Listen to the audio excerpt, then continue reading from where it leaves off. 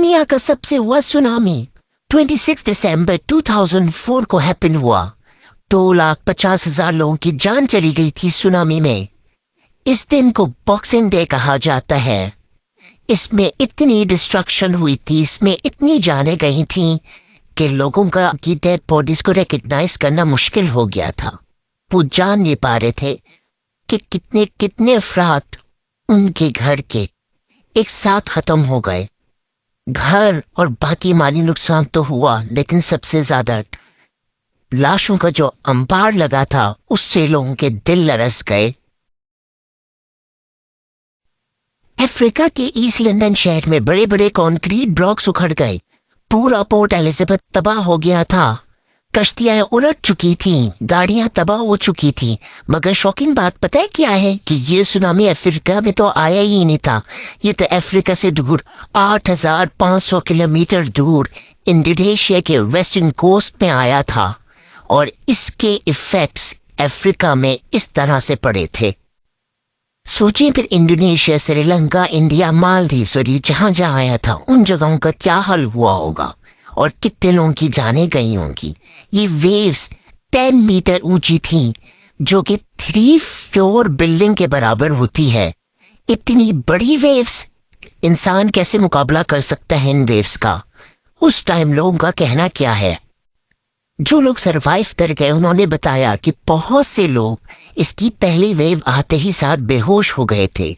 उनको होश ही नहीं था और आवाज इतनी भयानक थी जैसे प्लेन के गिरने की आवाज होती है, और ये आवाज काफी देर से आ रही थी। और जैसे कि आप देख सकते हैं कि ये एक एरिया के अंदर अर्थक्वेक आया था, नीचे जमीन के बहुत नीचे के हिस्से में अर्थक्वेक आया था, जिसकी वजह से पानी उभर के बाहर आ गया सारा और इतना सारा डिस्ट्रक्शन कर गया।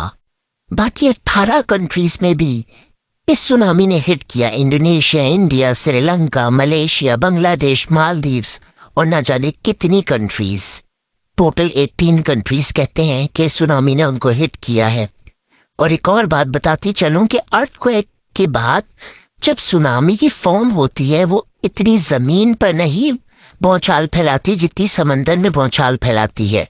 मतलब ये कि जो भी अर्थक्वेक आता है वो समंदर के अंदर ज्यादा उसका इफेक्ट पड़ता है।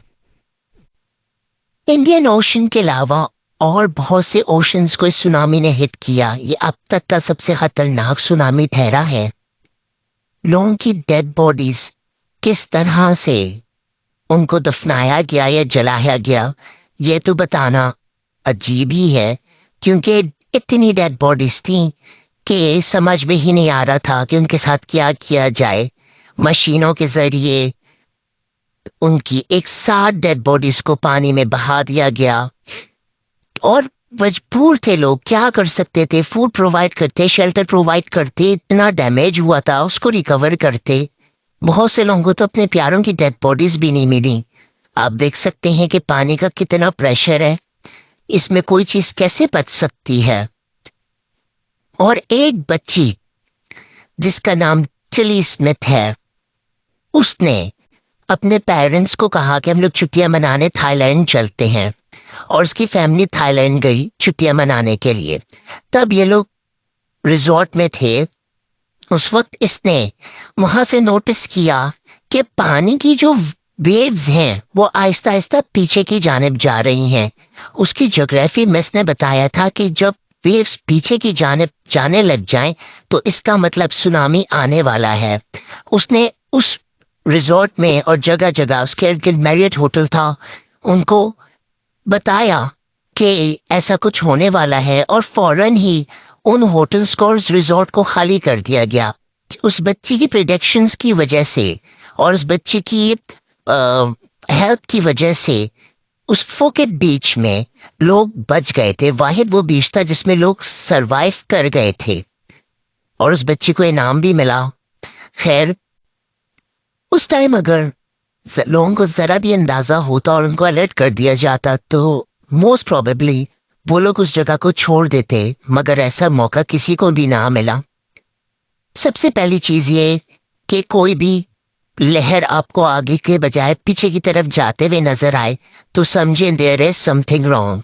सेकंड चीज ये कि अगर आपको जैसे जहाज की एयरप्लेन की मूवमेंट की या गुजरने की बहुत जोर जोर से आवाज महसूस हो, साउंड कुछ ऐसा ही होता है, तो समझें देयर इज समथिंग रॉन्ग।